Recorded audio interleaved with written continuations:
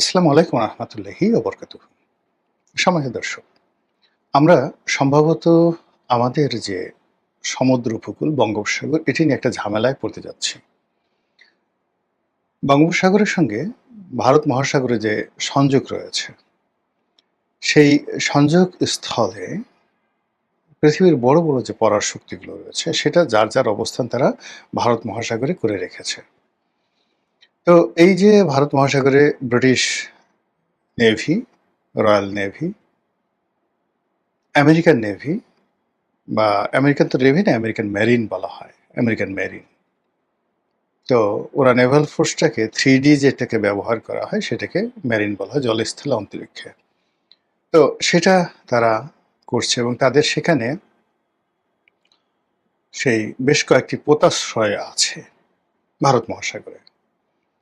এদিকে চীন সেই ভারত মহাসাগরের কাছাকাছি, ভারত মহাসাগরের ভেতরে, তার বাইরে উত্তর চীন সাগর, দক্ষিণ চীন সাগর এবং মালাক্কা প্রণালী, মানে ইন্দোনেশিয়ার সাথে যে স্পাইসি রুট যেটিকে বলা হয়, স্পাইস রুট, মালাক্কা প্রণালী, এটা কিন্তু হরমুজ প্রণালীর মতে খুবই গুরুত্বপূর্ণ, ভীষণ রকম। এই মালাক্কা প্রণালীর উপরে চীন তার একছত্র আধিপত্য বিস্তার করে আছে। আর এই আধিপত্যটিকে চ্যালেঞ্জ জানিয়ে মালাক্কা প্রণালীতে ভারত তার উপস্থিতি নিশ্চিত করার জন্য সাম্প্রতিক সময়ে মিস্টার নরেন্দ্র মোদী, ভারতের প্রধানমন্ত্রী, তিনি ইন্দোনেশিয়া সফর করেছেন। তো তার সেই সফরের যে দৃশ্য, এটা দেখছিলাম এবং সেখানে ইন্দোনেশিয়ার যিনি বর্তমান প্রেসিডেন্ট রয়েছেন, তিনি যেভাবে ভারতের প্রধানমন্ত্রীকে ইন্দোনেশিয়াতে সংবর্ধনা দিলেন, যেভাবে ভারতীয়রা সেখানে ঐক্যবদ্ধ হয়ে বিরাট একটা স্টেডিয়ামে, ইনডোর স্টেডিয়ামে নরেন্দ্র মোদী সাহেব বসে এবং ইন্দোনেশিয়ার প্রেসিডেন্টকে কথা বলতে দিলেন এবং সেখানে তিনি যে কথাগুলো বললেন, ১, ২, ৩ করে আমি বলছি।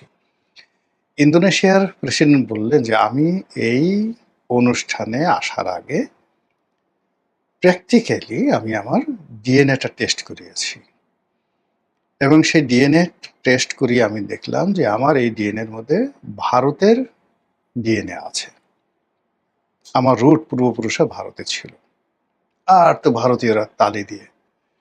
তারপরে বলল যে, "এটা একটা বৈজ্ঞানিক ব্যাখ্যা। কিন্তু আমি এখানে এসে আমি প্রমাণ পেলাম যে আমি আসলেই ভারতীয় এবং আমাদের মন্ত্রীরাও ভারতীয়। এটা আমি কিভাবে বুঝলাম?" উনি খুব জোক করে বলছিলেন। সেটা হলো, এখানে যখন ইন্ডিয়ান মিউজিকগুলো হচ্ছিল তখন আমার শরীরটা নাচতেছিল। মাই বডি ওয়াজ ড্যান্সিং, আমার নিজের অজান্তে। তো নিজের অজান্তে যখন বডি নাচছিল তখন আমি ধরে নিলাম যে আমার এই যে ভারতীয় ডিএনএ, সেই ডিএনএ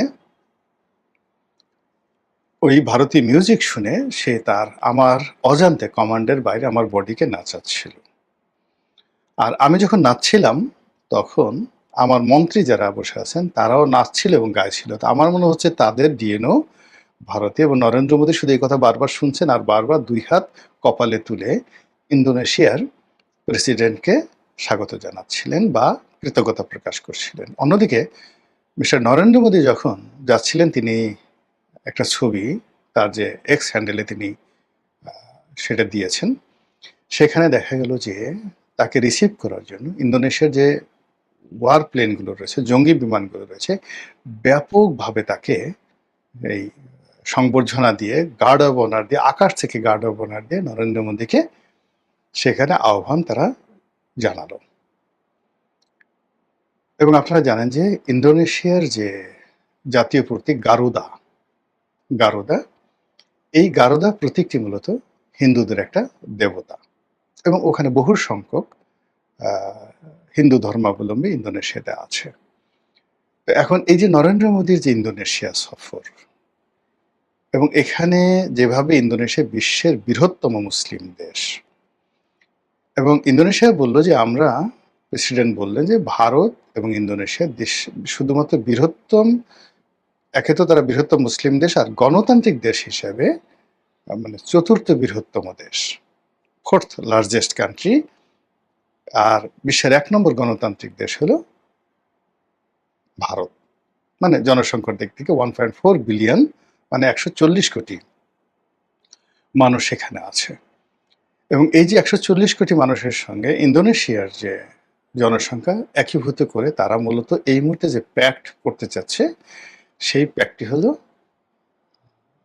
সেই মালাক্কা প্রণালীকে আমেরিকা মুক্ত রাখার জন্য, মালাক্কা প্রণালীকে চীন মুক্ত রাখার জন্য, এবং মালাক্কাতে যেন হরমুজের মতো ঘটনা না ঘটে। ফলে আপনি দেখুন প্রতিটা রাষ্ট্রই কিন্তু যার যার সেই সমুদ্রপথ, পোতাশ্রয় এগুলো সামাল দেওয়ার জন্য কাজ করছে। আর অন্যদিকে আমরা বে অফ বেঙ্গল মানে বঙ্গোপসাগর নিয়ে আমাদের মানে মস্তিষ্কে কিছু ঢুকছে না। এদিকে আমাদের যে সীমান্তে যে নদীগুলো আছে, যেমন ভারতের সাথে আছে ফেনী নদী, তারপর নাপ নদী আছে টেকনাফে মায়ানমারের সাথে। এখন এই যে ফেনী নদী এবং নাপ নদীর যে অংশটুকু ভারতের সাথে আবার ওদিকে মিয়ানমারের সাথে, এর পুরোটাই কর্তৃত্ব করছে ভারত, আর অন্যদিকে কর্তৃত্ব করছে মায়ানমার। আমাদের নেভাল ফোর্স আছে, সবকিছু আছে, আমরা মাঝে মধ্যে সেখানে টহল দিচ্ছি, কিন্তু ওরা আমাদের জেলেদেরকে ধরে নিয়ে যাচ্ছে, লোকজনকে ধরে নিয়ে যাচ্ছে এবং একটা যুদ্ধাবস্থা তারা চালাচ্ছে, কিন্তু আমরা কিছুই করতে পারছি না। তো যেখানে দুটো নদীকে ঠিক করতে পারছি না, সেখানে বঙ্গোপসাগর নিয়ে তো কল্পনাই করা যায় না। এখন বঙ্গোপসাগরে পাকিস্তান এখানে সাবমেরিন পাঠাবে, আমেরিকা এখানে পুরো বঙ্গোপসাগরের উপর কর্তৃত্ব নেওয়ার জন্য, এবং এখানে মহীসোপান হিসেবে আমাদের বাংলাদেশের ভূমি এবং সেন্ট মার্টিন, টেকনাফ, উখিয়া এই অঞ্চলকে তারা টার্গেট করে এর যে মোহনায় যে আপনার মায়ানমারের যে অংশটুকু রয়েছে রাখাইন রাজ্য, সেটাকে টার্গেট করে আমেরিকা সর্বশক্তি নিয়োগ করছে এই বে অফ বেঙ্গল কেন্দ্রিক। তাদের টোটাল ম্যারিন ফোর্সগুলো তারা এখানে নিতে চাচ্ছে। আর এটা চীন করতে দেবে না, এবং চীন সেটা করতে দেবে না। এজন্য বঙ্গোপসাগরের মোহনায় চট্টগ্রাম বন্দর বললে যে চট্টগ্রাম বন্দরের বলে অনেকে সেখানে আমেরিকা রাজি হবে না। এই জন্য মংলা বন্দরকে কেন্দ্র করে সেখানে মংলা বন্দর উন্নয়নের জন্য চীন সেখানে প্রজেক্ট করতে চাচ্ছে। ফলে বোঝার চেষ্টা করুন যে আমাদের এই বঙ্গোপসাগর এই মুহূর্তে কিভাবে যুদ্ধের অধিক্ষেত্র বা যুদ্ধের দামামা বাজার মতো একটা অবস্থা বা পরিস্থিতি তৈরি হয়েছে। আবার আপনি যদি চিন্তা করেন যে এই বঙ্গোপসাগরকে কেন্দ্র করে যদি পরাশক্তিগুলো আমাদেরকে টানে, মানে তারা নিজেরা কিন্তু যুদ্ধ করবে না। চীন কখনো আমেরিকার সাথে যুদ্ধ করবে না, পাকিস্তান কখনো ভারতের সাথে যুদ্ধ করবে না বঙ্গোপসাগর নিয়ে, কিন্তু এখানে কি করবে, মানে গরিবের ভাউজ হিসেবে আমাদেরকে টেনে যে কোনো একটা পক্ষে ত্যাগ করে দিয়ে একজনের শত্রু বানাবে আর একজনের মিত্র বানাবে। এবং এই যে টানাটানি, এই যে রশি টানাটানি, সেই রশি টানাটানির মধ্যে আমরা যদি পড়ি আমাদের কোমর ছিঁড়ে যাবে, দেহ ছিন্ন বিচ্ছিন্ন হয়ে যাবে। কিন্তু এগুলো মোকাবেলা করার জন্য আমাদের কোনো রকম প্রস্তুতি নেই। গেল বঙ্গোপসাগর। এরপরে যেটা শুরুতে বলছিলাম, নাফ নদী, টেকনাফের নাফ নদী। এই নাফ নদীর উপকূলে বঙ্গোপসাগর এর যে অংশ পাড়ি দেয় সেন্ট মার্টিন, পুরো এলাকাটা মানে আমাদের জন্য আসলে এখন বিরাট একটা ঝামেলার বিষয় হয়ে গেছে।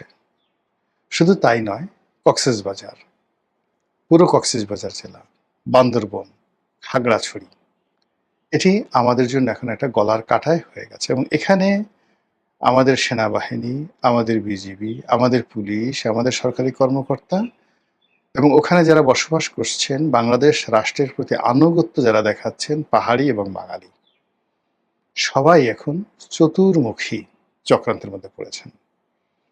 ওই পাহাড়কে কেন্দ্র করে, ওই এলাকাকে কেন্দ্র করে সেই বিভিন্ন মিলিট্যান্ট গ্রুপ, এটা রোহিঙ্গাদের মিলিট্যান্ট গ্রুপ হতে পারে, কুকি সিনদের মিলিটারি গ্রুপ হতে পারে, শান্তি বাহিনী হতে পারে, পাহাড়ি হতে পারে, অন্ততপক্ষে 20 থেকে 25টি সশস্ত্র গ্রুপ এই পুরো পাহাড়ি এলাকাকে তারা টার্গেট করে তারা যে তাণ্ডব চালাচ্ছে, তাতে করে ওই এলাকার মানুষের জীবন তছনছ হয়ে গেছে। এবং ওখানে যারা সরকারি কর্মকর্তা আছেন, এমনকি মিলিটারি পার্সোনাল আছেন, তারা কেউ কিন্তু স্বস্তিতে নেই। অথচ ওই পুরো এলাকাটি আমাদের জন্য আসলে আল্লাহ রাব্বুল আলামিন ভূস্বর্গ হিসেবে দান করেছেন।